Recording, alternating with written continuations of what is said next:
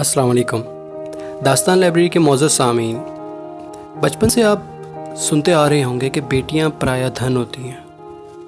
لڑکیوں کا اصل گھر تو ان کا اگلا گھر ہوتا ہے۔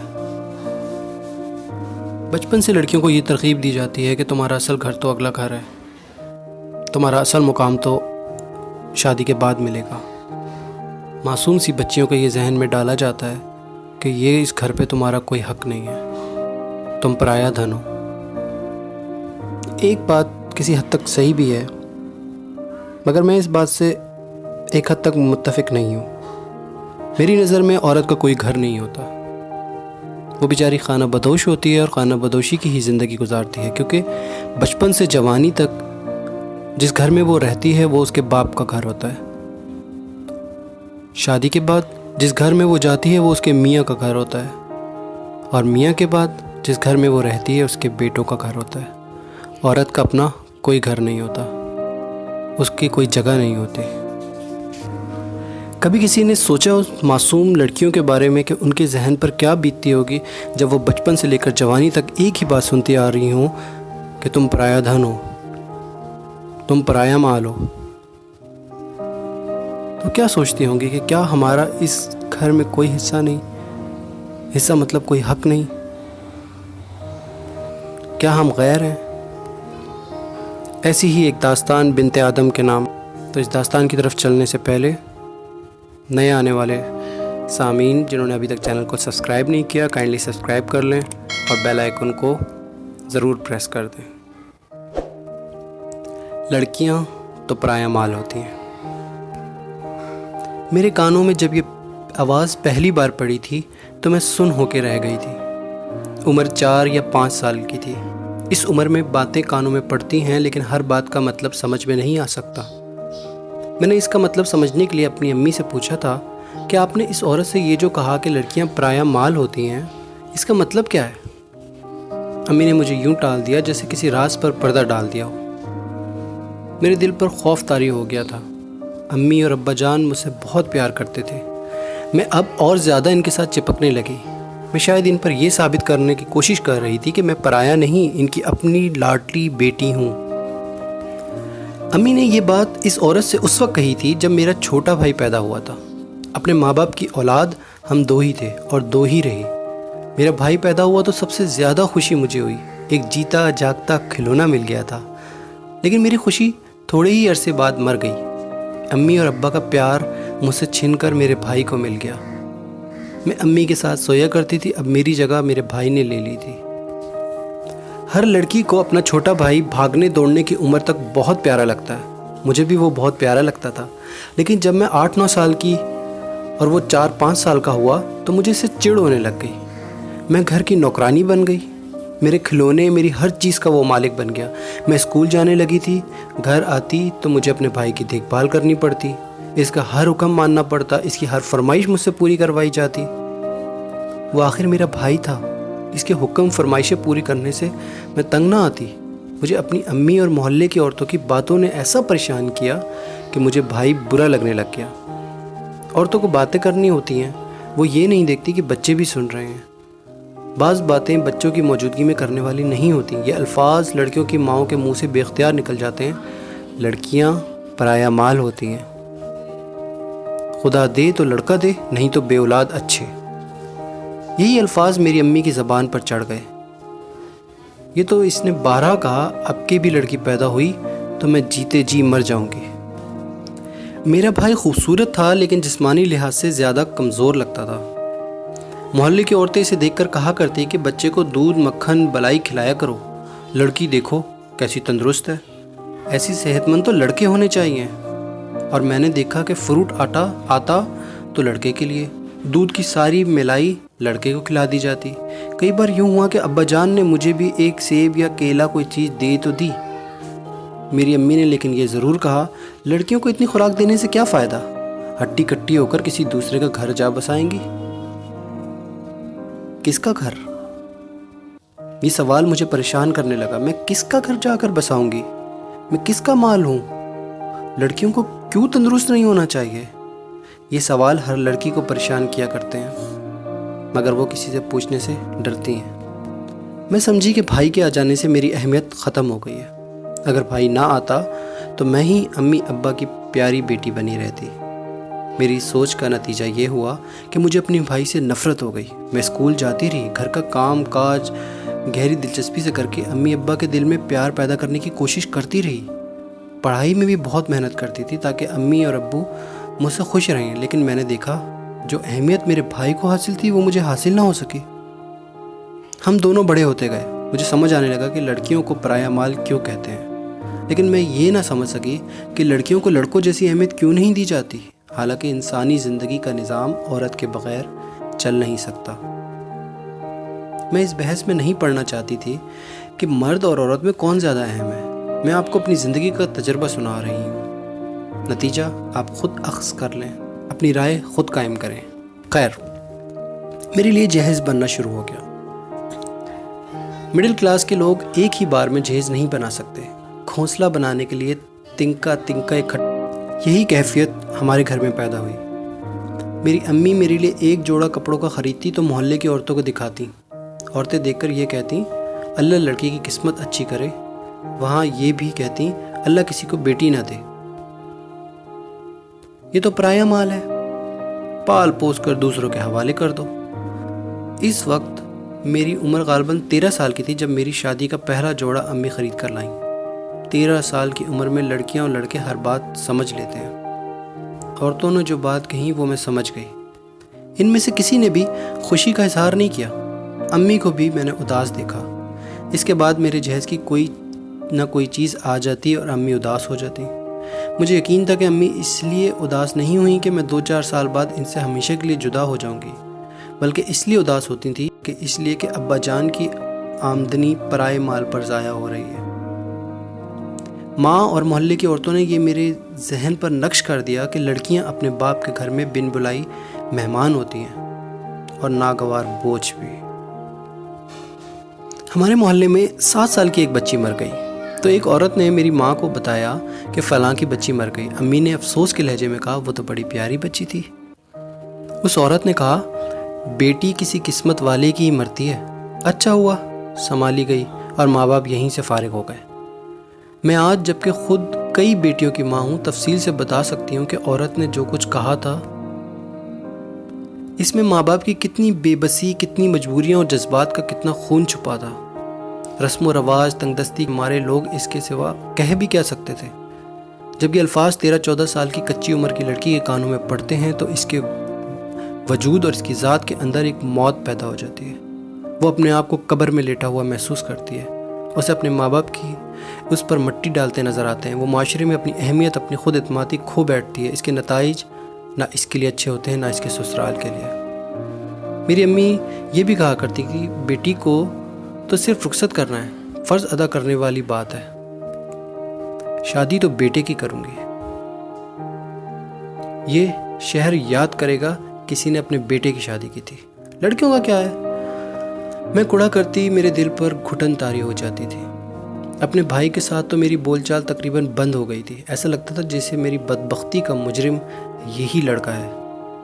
میں نے میٹرک پاس کیا، آگے پڑھنے کا شوق تھا، مگر ماں باپ نے کہا کہ لڑکیوں کو پڑھانا اچھا نہیں ہوتا۔ وہ دراصل کہنا یہ چاہتے کہ لڑکیوں کو تو چولہے میں ہی جھونکنا ہے۔ پھر وہ وقت آ گیا کہ میں دلہن بنی اور بارات آ کر مجھے اپنے ساتھ لے گئی۔ ہماری اپنی برادری کا لڑکا تھا، میں اسے اچھی طرح جانتی تھی، واجبی سی شکل صورت، رنگ سانولا۔ میری پسند کچھ اور تھی، لیکن یہاں مسئلہ میرے جذبات اور میری پسند کا نہیں تھا، کیونکہ میں ایک بوجھ تھی جسے ماں باپ نے اتارنا تھا۔ میرا خاوند شہر میں ایک پرائیویٹ فرم میں ملازم تھا۔ پہلی رات دلہا میاں نے مجھے لیکچر دیا، جس کا لب لباب یہ تھا کہ عورت گھر چلاتی ہے، مرد کماتا ہے، لیکن حکم صرف خاوند کا چلنا چاہیے۔ بیوی کو خاوند کے جذبات اور اس کے آرام آسائش کا پورا خیال رکھنا چاہیے۔ مجھے جلدی پتہ چل گیا کہ اس گھر میں کسی خاوند کا حکم نہیں چلتا، بلکہ وہاں اس کی ماں ڈکٹیٹر ہے اور اس کا باپ اس کا غلام۔ میں بھی اس کی غلام بن گئی۔ مجھے بڑی جلدی احساس دلا دیا گیا کہ میں اس گھر میں اوپر کے کام کرنے والی نوکرانی ہوں۔ مجھے ہانڈی روٹی کی اجازت نہیں تھی۔ میں اپنی مرضی اور آزادی سے اپنے خاوند کو ہانڈی سے سالن ڈال کر نہیں دے سکتی تھی۔ میں خود باورچی خانے کے کسی چیز کو ہاتھ نہیں لگا سکتی تھی۔ یہاں تک کہ میں اپنی مرضی سے اپنے خاوند کو ہاتھ لگانے سے بھی ڈرتی تھی۔ میری ساس نے ایسا رویہ اختیار کیا تھا کہ دن کے وقت میرا خاوند میرے ساتھ اپنے کمرے میں بیٹھ بھی نہیں سکتا تھا۔ خاوندوں کی مائیں وہ وقت بھول جاتی ہیں جب وہ خود دلہنیں بن کر سسرال آئی تھیں۔ بڑھاپا ان کے جذبات کو سرد کر دیتا ہے اور وہ بہوؤں کے جذبات کو بھی قتل کرنے کی کوشش کرتی ہیں، لیکن اکثر ناکام رہتی ہیں۔ دلہا اور دلہن کو جذبات سے محروم نہیں کیا جا سکتا۔ میں نے تو اپنے دل پر پتھر رکھ لیا تھا، میرا خاوند اپنے دل پر جبر نہ کر سکا۔ اکثر یوں ہوتا، میرا خاوند دفتر سے آتا تو مجھے اپنے کمرے میں بلاتا، میری جگہ اس کی ماں چلی جاتی اور فوراً ہی منہ بسورے باہر آ جاتی۔ اس کے بعد میں چلی جاتی۔ اس کا نتیجہ یہ ہوا کہ ساس مجھ سے روٹھی روٹھی رہنے لگ گئی۔ میں نے چھوٹی سی عمر میں اپنے گھر میں زیادہ سے زیادہ کام کرنے کی عادت پیدا کر لی تھی۔ اس طریقے سے میں اپنے ماں باپ کے دل میں پیار پیدا کرنے کی کوشش کرتی تھی۔ سسرال میں بھی میں نے یہی طریقہ اختیار کیا۔ مجھے امید تھی کہ ساس کے دل میں پیار پیدا کر سکوں گی، مگر اس کے دل میں یہ شکایت پیدا ہو گئی کہ میں اسے گھر کے انتظام سے بے دخل کر رہی ہوں۔ سسر بیچارے کا تو یہ حال تھا کہ گھر میں ہوتے ہوئے بھی غیر حاضر ہوتا تھا۔ اس کی شاید یہ حکم تھا کہ اپنی بیوی کے ہاں میں ہاں ملاتا رہے۔ نندے بھی اپنی ماں کے زیر اثر تھیں۔ ان سب کی نظروں میں میری حیثیت صرف ایسی تھی جیسے میں زبردستی اس گھر میں گھس آئی ہوں اور ان کے بیٹے کو یہاں سے بھگا لے جانے کے لیے ورغرا رہی ہوں۔ کبھی تو میرا دل اچاٹ ہو جاتا۔ ماں باپ نے پرایا مال سمجھ کر پرائے لوگوں کے حوالے کر دیا اور ان لوگوں نے بھی مجھے پرائی ہی سمجھا۔ اس اندھیرے میں میرے لیے میرا خاوند روشنی کا مینار تھا۔ اپنی ماں کی ذہنیت اور میرے جذبات سے وہی سمجھتا تھا۔ اس نے مجھ سے 2-4 مرتبہ کہا، تم اتنی خوبصورت ہو، میں تمہارے قابل نہیں ہوں۔ اس سے مجھے روحانی مسرت ہوتی تھی، لیکن مجھ میں اتنی عقل تھی کہ میں نے یہ خواہش کبھی بھی نہ کی کہ وہ میری خوبصورتی کی تعریف کرتا رہے۔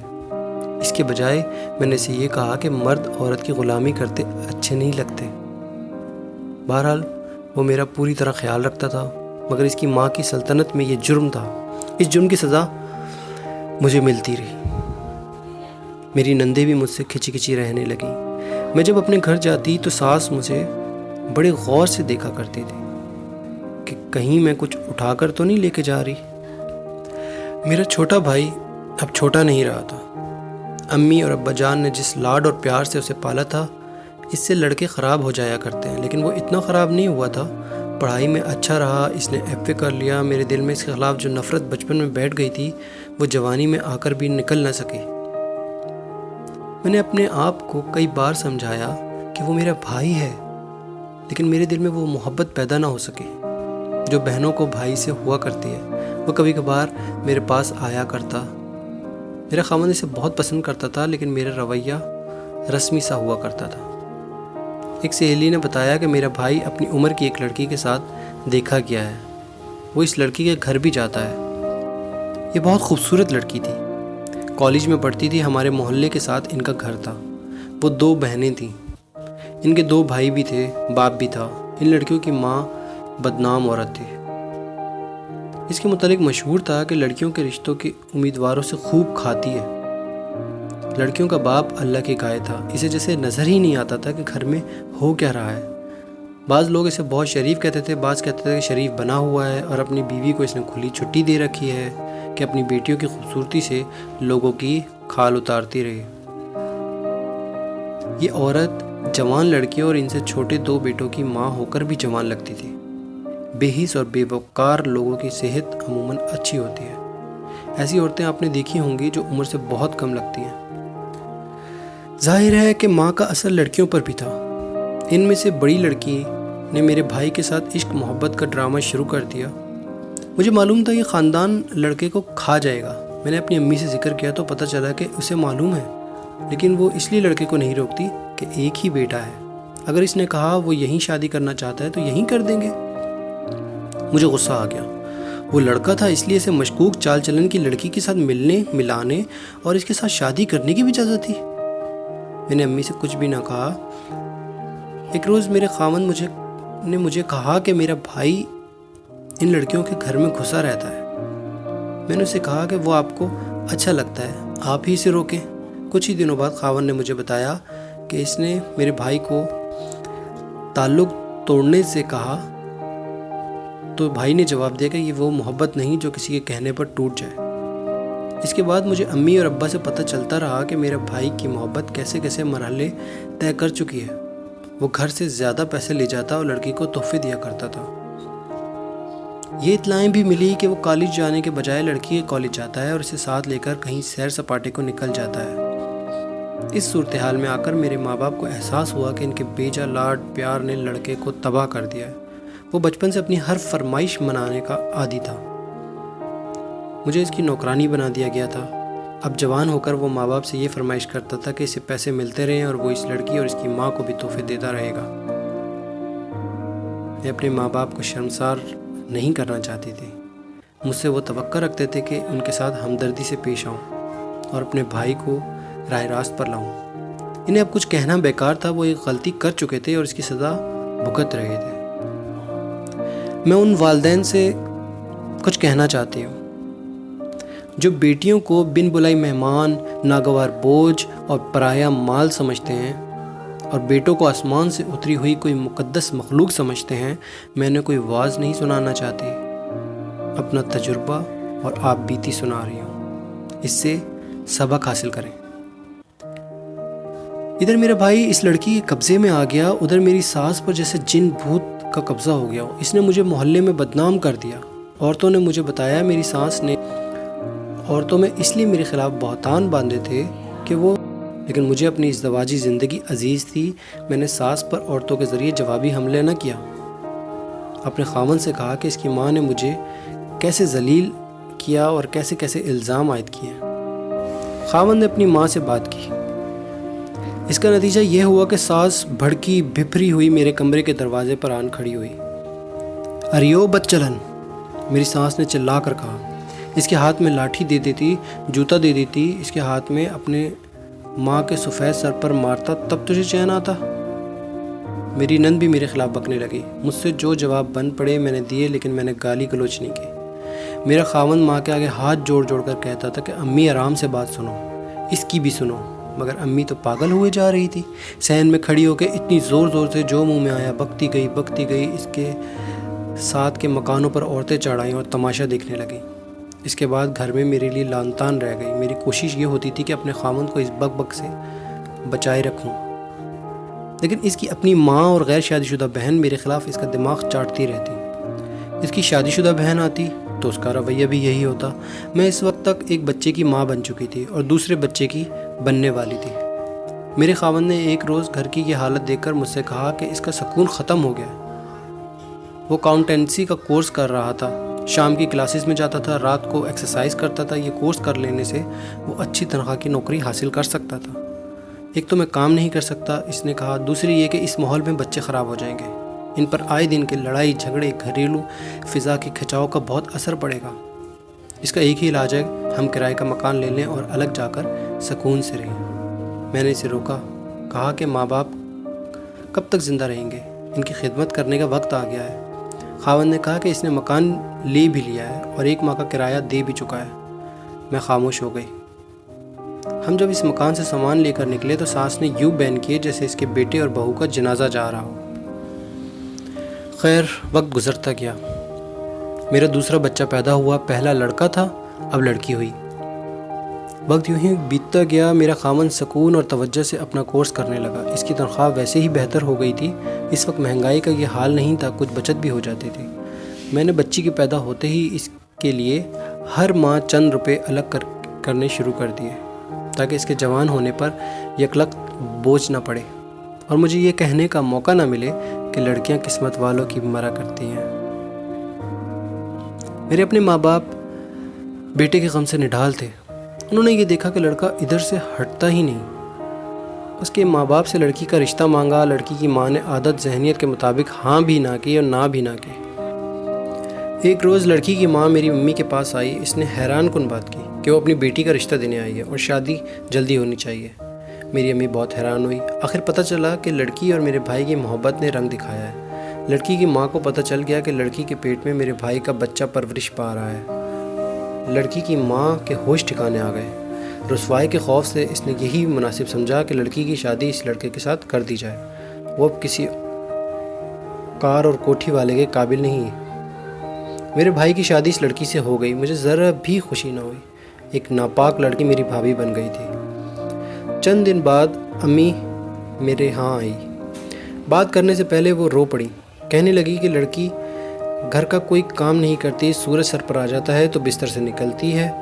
میری امی اسے اس کے کمرے میں ناشتہ دیتی ہیں۔ میرے بھائی نے امی کو حکم دے رکھا تھا کہ اس کی بیوی کی خدمت اس کی مرضی کے مطابق کی جائے۔ امی نے بتایا کہ وہ کام کاج کیا کرے گی، وہ تو حکم چلاتی ہے۔ جہیز میں سے ڈریسنگ ٹیبل ملا ہے، وہ 2 گھنٹے اس کے سامنے بیٹھی بناؤ سنگار کرتی رہتی ہے۔ میرا بھائی جب گھر آتا ہے تو اسے ساتھ لے کر نکل جاتی ہے۔ بعض راتیں وہ آدھی رات کو واپس آتے ہیں۔ میرے بھائی کو اس کے سسر نے کہیں نوکری دلا دی تھی۔ وہ بیوی کو میرے گھر بھی لایا تھا۔ میں نے خود دیکھا کہ لڑکی میں شرم و حجاب تو تھا ہی نہیں، نمود و نمائش پسند کرتی تھی۔ میرا خیال تھا کہ امی بھی آخر ساس ہے، شاید بہو میں کیڑے نکال رہی ہے۔ میں 2-3 بار اپنے گھر گئی تو میں نے دیکھا کہ لڑکی اس سے زیادہ بدتمیز اور بے حیا ہے جتنی امی نے بتائی تھی۔ ابا جان بھی پریشان تھے، صرف میرا بھائی تھا جو بہت خوش تھا۔ میں نے اسے کچھ بھی نہ کہا۔ اسے دیکھ کر مجھے غصہ آ جاتا تھا۔ اس کے سامنے میں 1-2 رسمی باتیں کیا کرتی تھی۔ ایک دن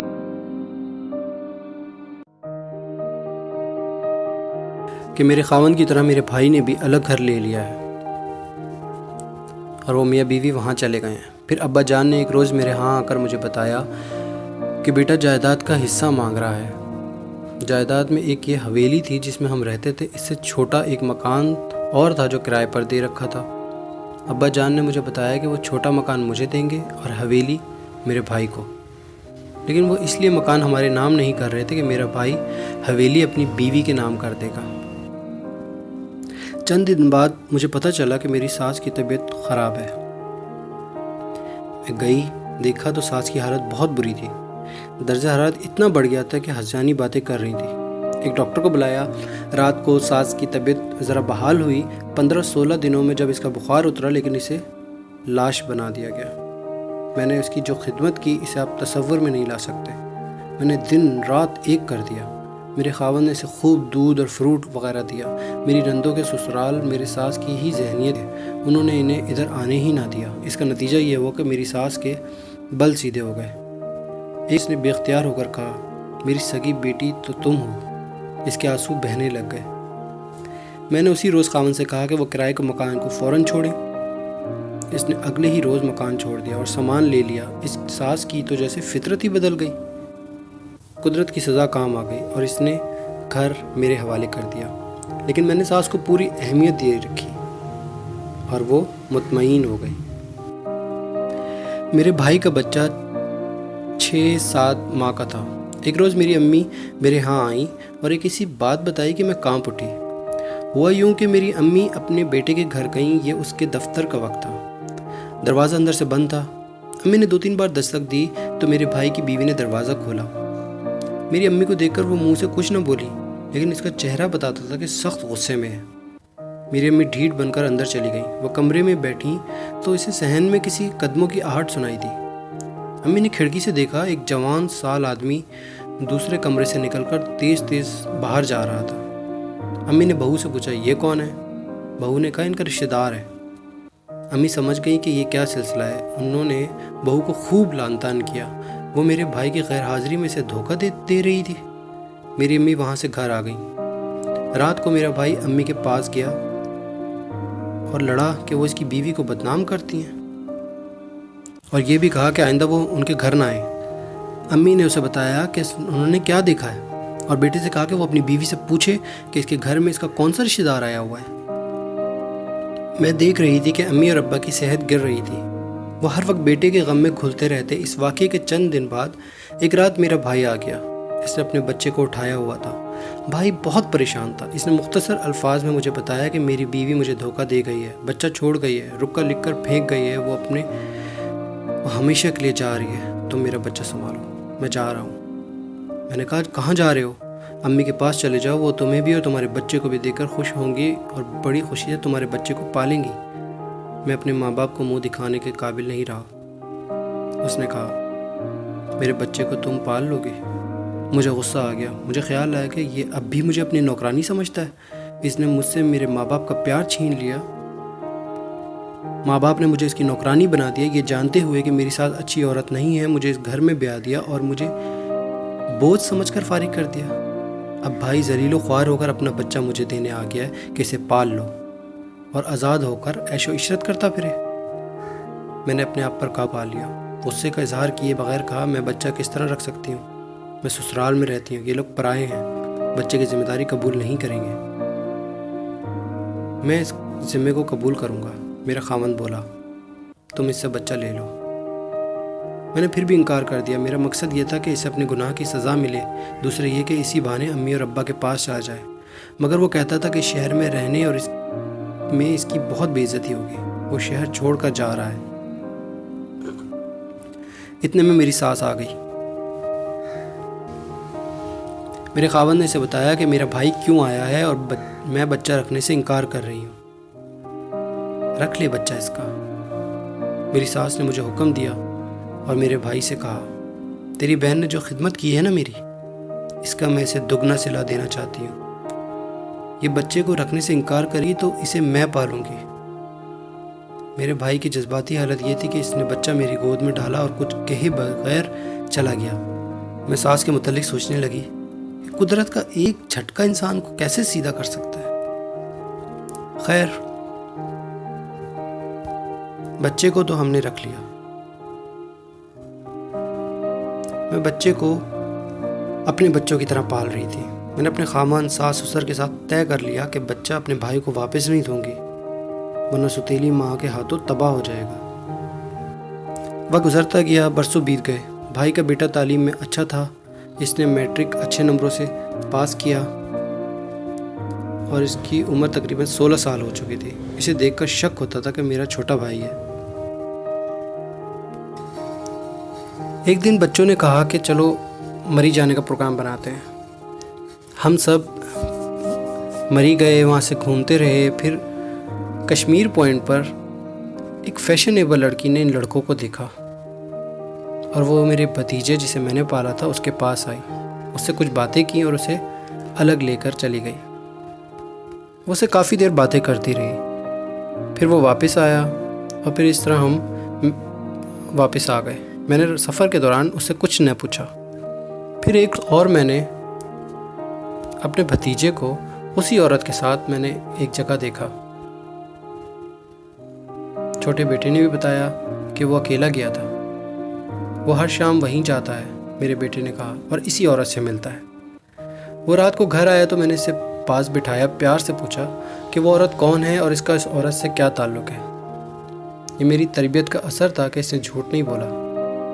میں نے اسے بہت پوچھا کہ وہ کون ہے۔ اس نے بتایا کہ آپ میرے اخلاق پر شک نہ کریں، وہ مجھے پاس بٹھاتی ہے، مجھ سے پیار کرتی ہے۔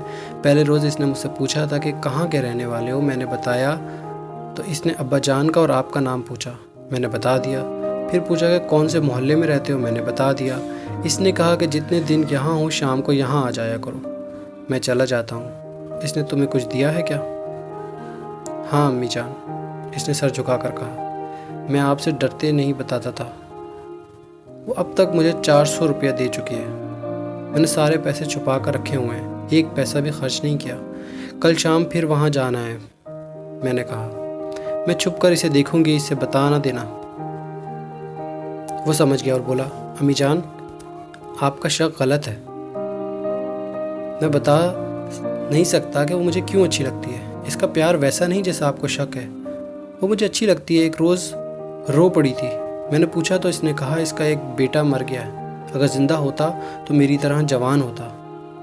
اگلی شام وہ باہر نکل گیا، میں کچھ فاصلہ رکھ کے اس کے پیچھے گئی، اسے معلوم تھا کہ میں آ رہی ہوں۔ کشمیر پوائنٹ آ گیا، لڑکا ایک عورت کے پاس جا کھڑا ہوا، میں ٹہلتے ٹہلتے اس کے قریب چلی گئی۔ اس عورت نے میری طرف دیکھا تو حیرت سے میرے جسم کو دھچکا لگا۔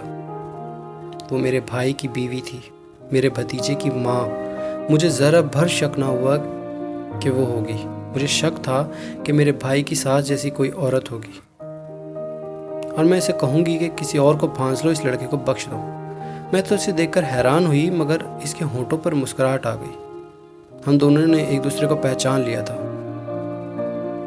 میں نے لڑکے سے کہا کہ وہ چلا جائے، وہ چلا گیا تو میں نے اپنی سابقہ بھابھی کو غور سے دیکھا۔ اس وقت اس کی عمر 35 سال سے کم نہیں، کچھ زیادہ ہونی چاہیے تھی، لیکن وہ 30 کی لگ رہی تھی۔ اس کی ماں بھی ویسے ہی ہوا کرتی تھی، کم عمر لگتی تھی، اور بیٹی بھی ایسی نکلی۔ اس کا میک اپ اور سیدھا کھڑا جسم بھی دکھنے والوں کو دھوکہ دیتا تھا۔ جنہیں اپنی عزت اور غیرت کا غم نہ ہو، ان کی صحت اچھی ہوا کرتی ہے۔ اسے دیکھ کر میری تو زبان بند ہو گئی تھی، حیرت کے ساتھ غصہ بھی آ گیا تھا۔ میں اسے دیکھتی ہی رہی۔ تم نے میرے بیٹے کو جس طرح پال کر جوان کیا ہے، اس کا اجر تمہیں خدا دے گا، اس نے کہا۔ اگر مجھ سے صلہ لینا چاہو تو منہ سے مانگو، نقد دوں گی۔ تم نے اسے بتا دیا کہ تم اس کی ماں ہو؟ میں نے سوال کیا۔ نہیں، اس نے جواب دیا۔ میں نے اس سے ماں باپ اور باپ کا نام پوچھا تو اس نے خاوند کا اور تمہارا نام لیا۔ اس نے میرے بھائی کا نام لے کر کہا، میں نے پہلے روز ہی اسے پہچان لیا تھا، تمہارا۔ اس کی آہ نکل گئی، اس کا چہرہ بجھ گیا۔ نے کہا، میرے متعلق مجھ سے مت پوچھنا۔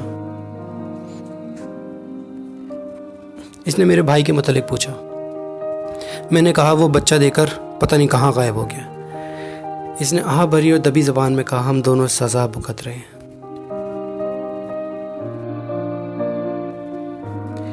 4 سال گزر گئے۔ 4 سال گزر گئے۔ ایک روز میرا بھائی آ گیا۔ لباس، شکل و صورت سے پتہ چلتا تھا کہ یہ بہت امیر آدمی ہے۔ کہنے لگا کہ میں اپنے بیٹے کو لینے آیا ہوں۔ خدا کا شکر ہے میں گھر میں اکیلی تھی۔ اس نے بتایا کہ وہ سمندری پار سے آیا ہے اور بیٹے کو ساتھ لے کر سمندر پار چلا جائے گا۔ میں اس پر برس پڑی۔ میں نے کہا، تم نے مجھے ماں باپ کا پیار چھینا، تم نے ماں باپ کو غموں میں جلا جلا کر مارا، تم نے خاندان کی عزت ڈبو دی، آج تم پھر میرا سکون برباد کرنے آئے ہو۔ بیٹا تمہارا نہیں، میرا ہے۔ میں نے اسے پالا ہے، جوان کیا ہے، یہ میرے جگر کا ٹکڑا ہے، تمہارے حوالے نہیں کروں گی۔ یہ مجھے اپنی ماں اور میرے خاوند کا باپ سمجھتا ہے۔ اس نے 50,000 روپے پیش کیا، مجھے سینے سے لگایا، رویا، گناہوں کا اعتراف کیا، مجھ سے معافی مانگی، مگر میرا دل جیسے پتھر ہو۔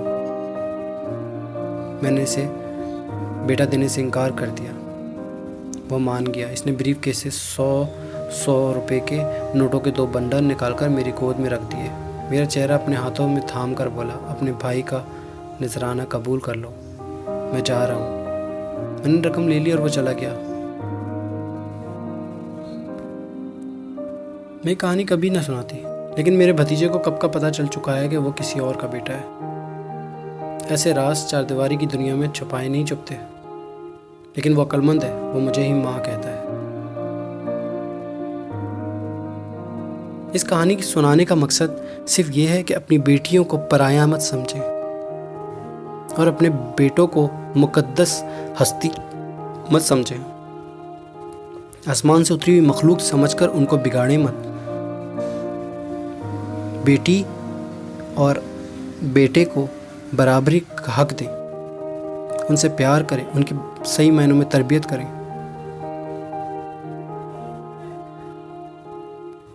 تاکہ ایک اچھا معاشرہ مرتب ہو۔ اگر بیٹا نعمت ہے تو بیٹی رحمت بھی ہے۔ خدا را اس تفریق کو ختم کریں۔